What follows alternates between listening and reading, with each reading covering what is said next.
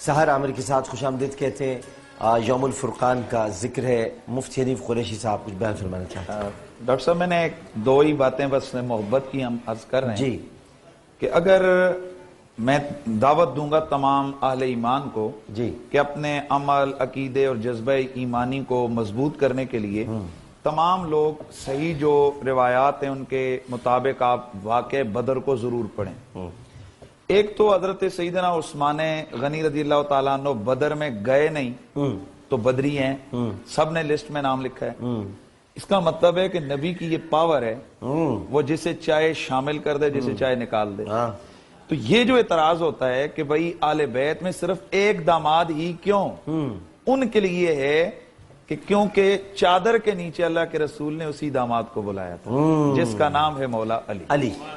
دوسری بات یہاں پیچھے ہمارا وہ چل رہا تھا، ماشاءاللہ عبدالوہاب بھائی دکھا رہے تھے اصحاب بدر کے جو شہداء ہیں بدر کے، ان کے اسماء گرامی، تو وہاں 14 یہ آگئے ماشاءاللہ 14 صحابہ میرے نبی پاک کے شہید ہوئے۔ اب اللہ تعالیٰ قرآن میں فرماتا ہے کہ میں نے بدر میں اے میرے حبیب کے یارو تمہاری مدد کی۔ تو سوال یہ پیدا ہوتا ہے کہ یہ جو شہید ہوئے ان کی مدد ہوئی تھی یا نہیں ہوئی تھی؟ واہ، اگر مدد نہیں ہوئی تھی تو قرآن کا کیا کریں گے؟ یقیناً 100% ان کی بھی مدد ہوئی تھی، تو پھر یہ شہید کیسے ہو گئے؟ اس کا مطلب یہ ہے کہ اللہ کی مدد کے باوجود بھی شہید ہو سکتے ہیں۔ اللہ اکبر۔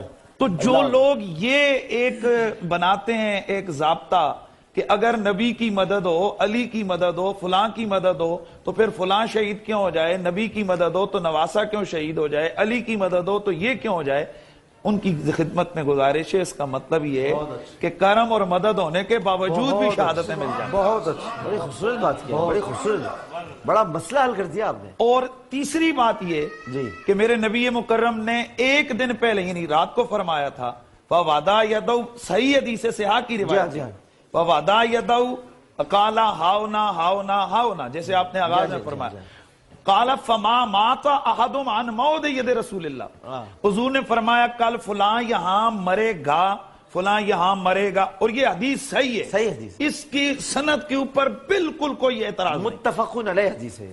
اب اللہ کے نبی نے فرمایا کل فلاں یہاں مرے گا، کل فلاں یہاں مرے، دو چیزوں کی خبر دی، ایک موت کی اور ایک کل کی۔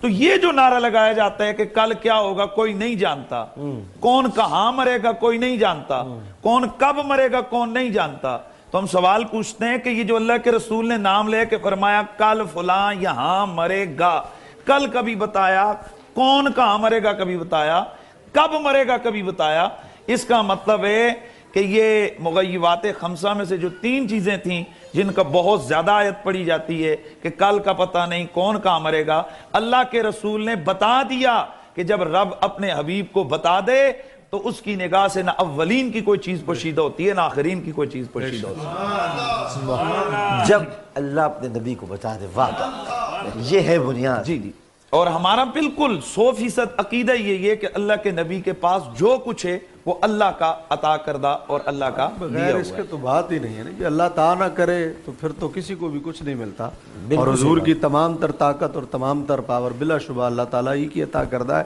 اور یہی اگر کنسپٹ کلیئر ہو جائے تو سارے مسئلے حل ہو جاتے ہیں۔